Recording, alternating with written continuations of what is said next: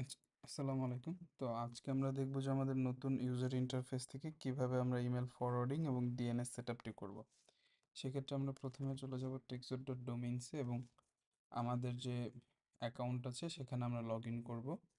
আমরা log in করে যদি আমরা ড্যাশবোর্ডে চলে আসি, আমাদের অ্যাক্টিভ ডোমেইনটা আমরা দেখতে পারবো। সেক্ষেত্রে আমরা ম্যানেজে চলে যাব। এখানে আমরা দেখতে পাচ্ছি ইমেল ফরওয়ার্ডিং অপশনটা দেখা যাচ্ছে।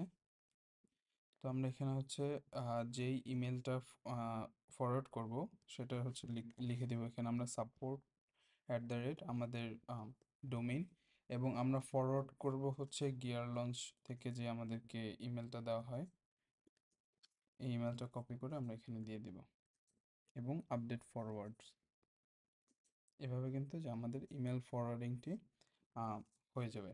তারপর আমরা চলে আসবো ডিএনএস রেকর্ডসে এবং এখানে যে তিনটি আমরা রেকর্ড দেখতে পাচ্ছি এগুলো আমরা ডিলিট করে দেব।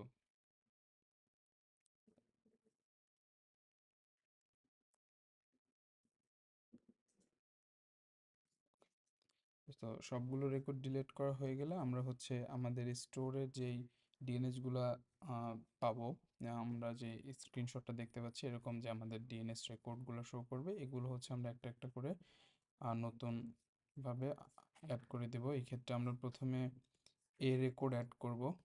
আমরা রেকর্ড সিলেক্ট করে হোস্ট হোস্ট@, না দিয়ে এখানে হচ্ছে আমরা ফাঁকা রাখবো এবং ভ্যালুটা দিয়ে দিব এবং অ্যাড রেকর্ড।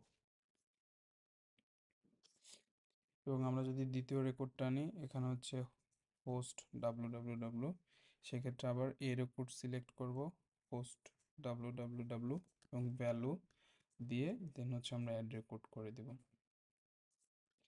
এভাবে একইভাবে আমরা বাকি রেকর্ডগুলো, বাকি টিএক্সটি রেকর্ড এবং এমএক্স রেকর্ড সবগুলো রেকর্ড অ্যাড করে নেব। টিএক্সটি রেকর্ড, ভ্যালু, অ্যাড, এবং হচ্ছে আরেকটা টিএক্সটি রেকর্ড, আমরা এখান থেকে টিএক্সটি রেকর্ড সিলেক্ট করব, হোস্ট ফাঁকা থাকবে এবং হচ্ছে ভ্যালু অ্যাড করে দেব। তারপর হচ্ছে আমরা তিনটে এমএক্স রেকর্ডগুলো অ্যাড করে নেব। এমএক্স রেকর্ড, ভ্যালু এবং প্রায়োরিটি 10 থাকবে, অ্যাড রেকর্ড।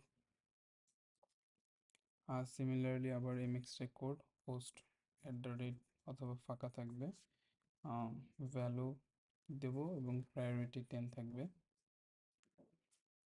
এবং আমাদের সর্বশেষ এমএক্স রেকর্ডটি আমরা সিলেক্ট করে দিয়ে দেব